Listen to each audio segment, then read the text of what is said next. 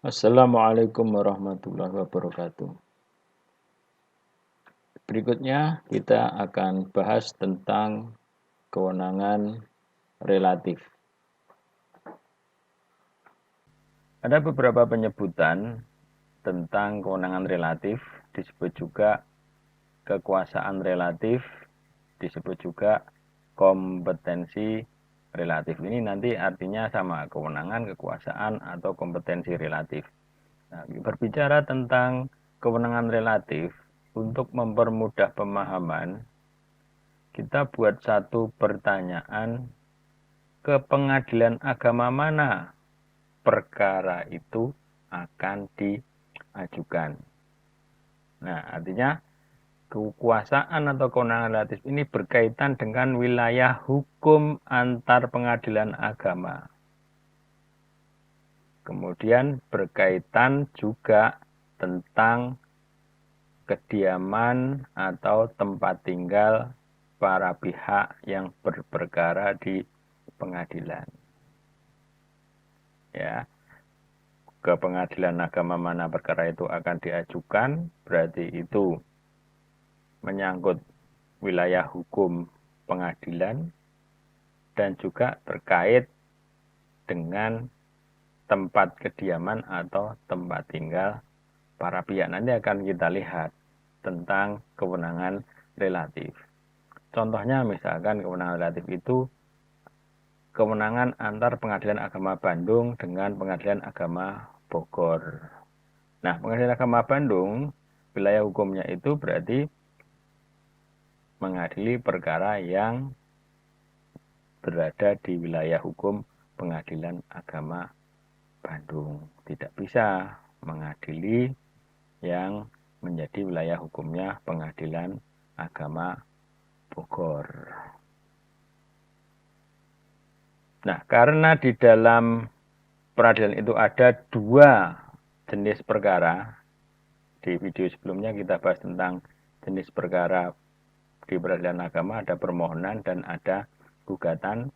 Dengan demikian mengenai kewenangan relatif, itu juga ada dua, kewenangan relatif di dalam perkara permohonan dan kewenangan relatif di dalam perkara gugatan. Berbeda nanti kewenangan relatifnya.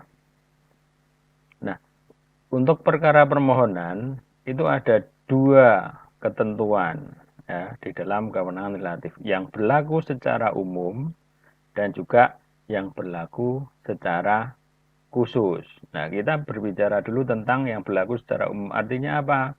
Kenapa ada yang berlaku secara umum, ada yang berlaku secara khusus? Kita flashback ke belakang, yang namanya peradilan agama itu kan peradilan khusus untuk orang-orang tertentu, yaitu orang Islam, dan perkaranya adalah perkara-perkara tertentu, yaitu perkara perdata Islam. Nah, karena khusus perdata Islam berarti nanti ada yang bersifat umum dalam hal kewenangan relatif. Kemudian yang bersifat khusus, maka nanti akan mengesampingkan yang aturan yang bersifat umum. Nah, untuk perkara permohonan, kuncinya adalah di tempat kediaman pemohon perkara itu diajukan. Itu adalah secara umum. Nah, kemudian yang berlaku secara khusus ini disebutkan langsung di dalam Undang-Undang Peradilan Agama. Yaitu izin poligami itu diajukan ke tempat kediaman pemohon.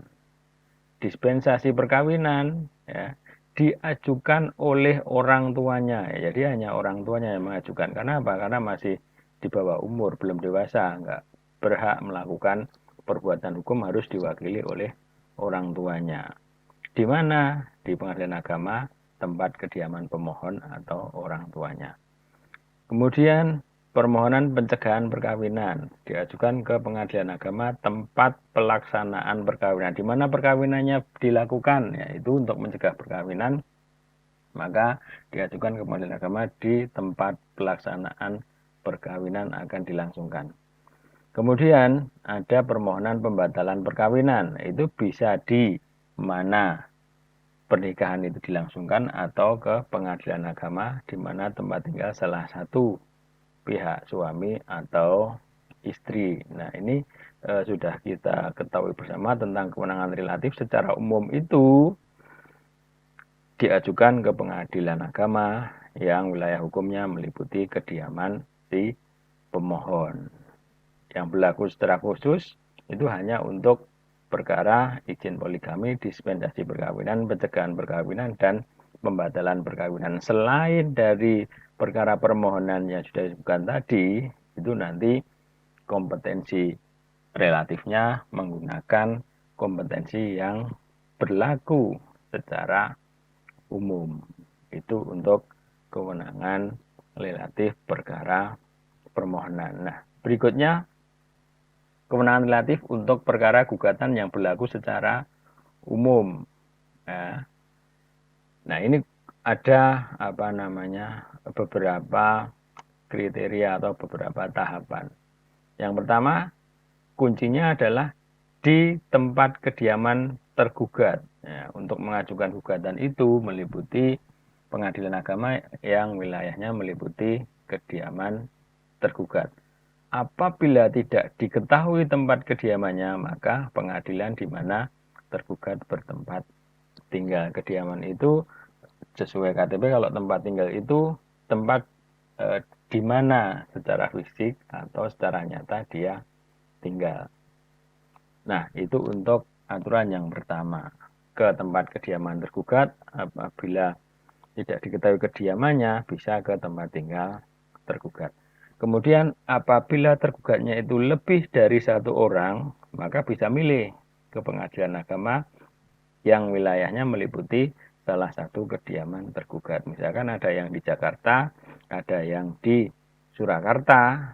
Ya, tinggal penggugatnya mana. Kalau penggugatnya lebih dekat di Surakarta, ya lebih baik diajukan ke pengadilan agama Surakarta. Kemudian apabila tergugat tidak diketahui ya, tempat kediamannya atau tempat tinggalnya, atau tidak dikenal atau tidak diketahui, maka gugatan diajukan di tempat tinggal penggugat. Jadi boleh ke tempat tinggal penggugat. Syaratnya apa? Tidak diketahui alamat tergugat, tempat tinggal, kediamannya, atau sudah tidak diketahui lagi. Kemudian yang keempat ini adalah pilihan. Apabila syaratnya ya, apabila objek perkaranya berupa benda tidak bergerak, tanah, rumah, ya, itu yang menjadi objek sengketa atau objek perkaranya, maka gugatannya dapat diajukan ke pengadilan agama yang wilayah hukumnya meliputi letak benda tidak bergerak. Artinya ini bisa milih ke tempat objek perkara itu berada atau melihat ketentuan yang ada di atasnya.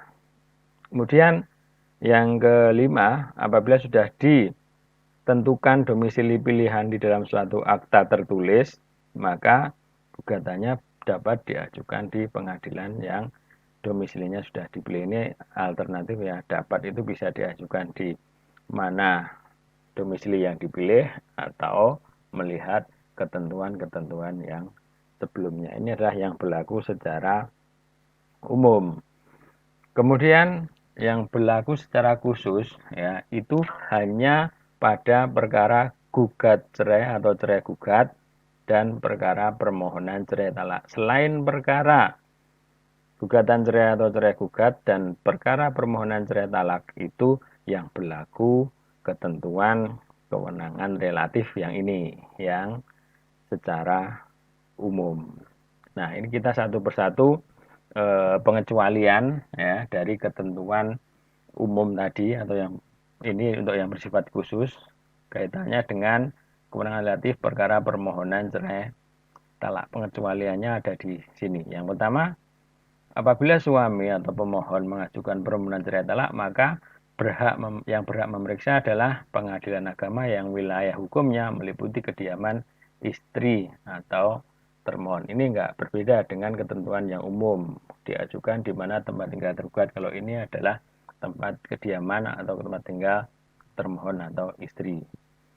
Apabila suami dapat mengajukan di tempat pengadilan tempat di mana dia berkediaman atau bertempat tinggal, syaratnya apabila istri secara sengaja meninggalkan tempat kediaman tanpa izin.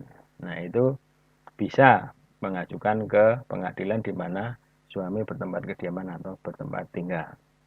Kemudian apabila istri atau termohon di luar negeri, maka ke pengadilan agama tempat kediaman suami atau pemohon.